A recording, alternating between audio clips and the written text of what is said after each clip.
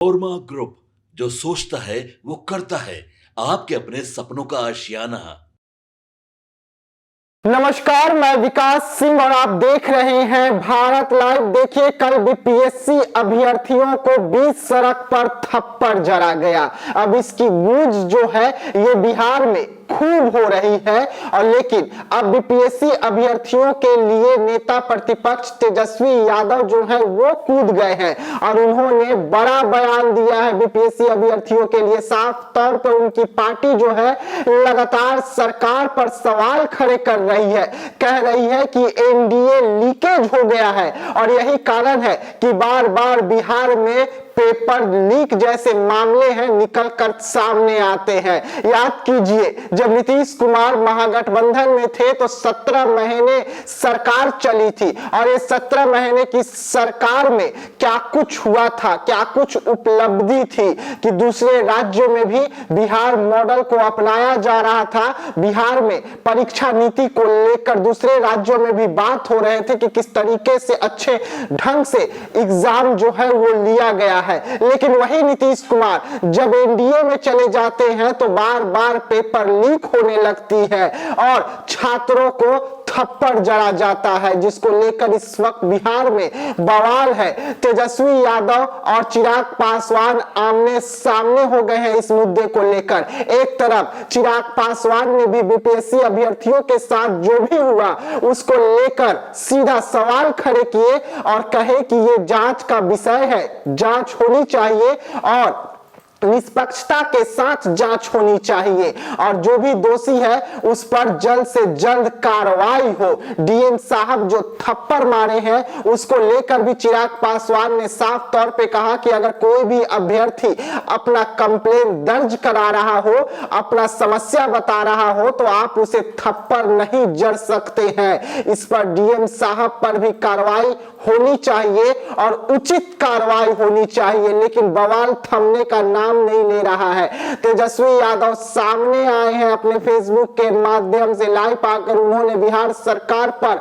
जमकर हमला किया है, बिहार सरकार पर कई सवाल खड़े कर दिए हैं। बीपीएससी एक बार फिर से कटघरे में खड़ी है जहां पर जवाब नहीं दे पा रही है बीपीएससी एक तरफ अलग जवाब दे रही है, डीएम साहब का अलग जवाब आ रहा है, जिसको लेकर आपस में ही खींचतान का जो है वो देखने को मिल रही है। लेकिन जिस तरीके से कल बिहार की हालत बनी, खास करके एग्जाम सेंटर की, जहां पर ये बवाल हुआ वहां पर एडमिट कार्ड सड़कों पर नजर आ रहे थे फेंके हुए और डीएम साहब अभ्यर्थियों को थप्पड़ जड़ते हुए नजर आए। लेकिन वो सबकी गूंज अब सरकार पर भारी पड़ रही है। वो थप्पड़ अभ्यर्थी के गाल पर था लेकिन सरकार को अब जवाब देते नहीं बन रही है, क्योंकि ऐसा ही हरकत डीएम साहब कर दिए थे। लेकिन उसके बाद क्या कुछ नए मामले निकलकर सामने आ गए हैं। तेजस्वी यादव ने साफ तौर पे कहा है कि बीपीएससी अगर हमारी सरकार आएगी तो जो अभ्यर्थी दूर राज्य से या बिहार में एग्जाम देने के लिए आएंगे या बिहार के ही अभ्यर्थी क्यों ना हो, उनको रहने से लेके, खाने से लेके, पीने से लेके सबका व्यवस्था हमारी सरकार करेगी और उचित समय पर करेगी और हम बच्चों के भविष्य के साथ खिलवाड़ नहीं करते हैं। ये तेजस्वी यादव का बयान आता है, जिसके बाद चिराग पासवान एनडीए के ओर से मोर्चा संभालते हैं और बड़ा बयान देते हैं। चिराग पासवान साफ तौर पे कहते हैं कि आज ये कौन बोल रहा है कि बीपीएससी जो है वो अभ्यर्थियों को रहने के लिए खाने पीने का भी इंतजाम करे।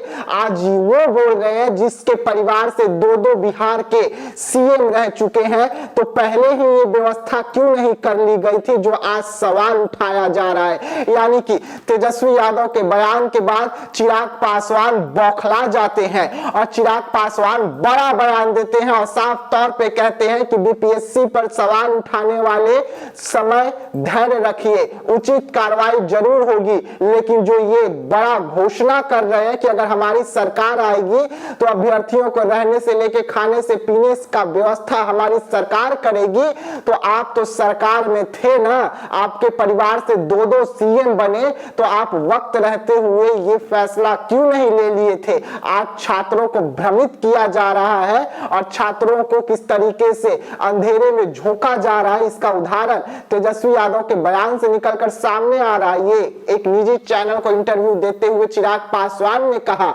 लेकिन इस वक्त बिहार में एनडीए और महागठबंधन आमने सामने हो गई है। अभ्यर्थियों को जिसका डर था एक बार फिर से वही हुआ है बिहार में, और अभ्यर्थी लगातार बिहार सरकार और बीपीएससी पर आरोप लगा रहे हैं कि पेपर लीक हो गए थे। पेपर जो था वो पहले ही बाहर चला गया था और यही कारण रहा कि अभ्यर्थियों को टूटी हुई सील जो है पेपर की वो दी गई। कई घंटे तक अभ्यर्थी बैठे रह गए लेकिन उन तक पेपर पहुंचा ही नहीं था, जिसके वजह से काफी समस्या आया। उसके बाद ये सब कुछ बवाल जो है पटना यानी कि बिहार की राजधानी में देखने को मिला।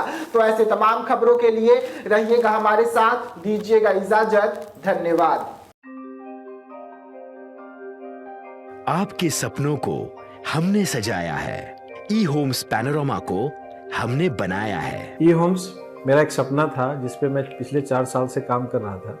हमने जो बनाया है वो सबने है माना। ई होम्स पैनोरामा में हो आपका भी आशियाना। और फाइनली हमने 2021 में इस प्रोजेक्ट को लॉन्च किया। बहुत लोग अप्रिशिएट कर रहे हैं कि पूर्णिया जैसे शहर में, बिहार के, एक तो बिहार की बात करें उसमें भी पूर्णिया जैसे छोटे जगह में इस तरह का लाइफस्टाइल देना, ये सुन के हम लोगों को बहुत अच्छा लगता है। ई होम्स में हमने कुछ और भी किया है, जैसे हम जिस जगह में रह रहे हैं हमारे फैमिली सिक्योर हो, उनको सिक्योरिटी का ध्यान में रखा है।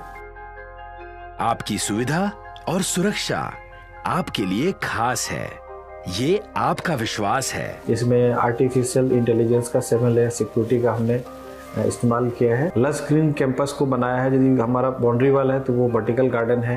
ये जितनी भी फैसिलिटी होता है एक इंटरनेशनल टाउनशिप में ई होम्स है, ये हम लोग विश्वास नहीं कर पा रहे हैं। जो भी हमारे मित्र दोस्त या जो भी हमारे बाहर के बाहर आते हैं तो हम लोगों को बहुत अच्छा सुनने को मिलता है और बहुत अच्छा क्रेडिट मिल रहा है। वो सारा हमने सिर्फ एक बिल्डिंग नहीं बनाया, हमें एक बहुत अच्छा लाइफस्टाइल दिया ई होम्स में, और मेरा एक सपना था जिसको मैं आज फुलफिल होते हुए देख पा रहा हूँ। ये आपका आवास है।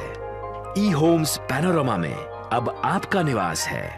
E Homes Panorama, luxurious lifestyle redefined. Panorama group, जो सोचता है वो करता है। अगर ये वीडियो पसंद आई और वह बिहार के राजनीति और बिहारियत से सरोकार रखेनी तो सब्सक्राइब बटन दबा के चैनल के सब्सक्राइब कर ली। ओजे एगो घंटी बा, ओकरा बटन दबा देला से कुल सटीक और मारक खबर रुआ मुफ्त में मिल जाई। अगर रुआ पत्रकारिता के हमनी के नया प्रयोग में सहयोग कर चाहतानी तो ज्वाइन बटन दबा दी। पेटीएम नंबर नोट कर ली 9386 816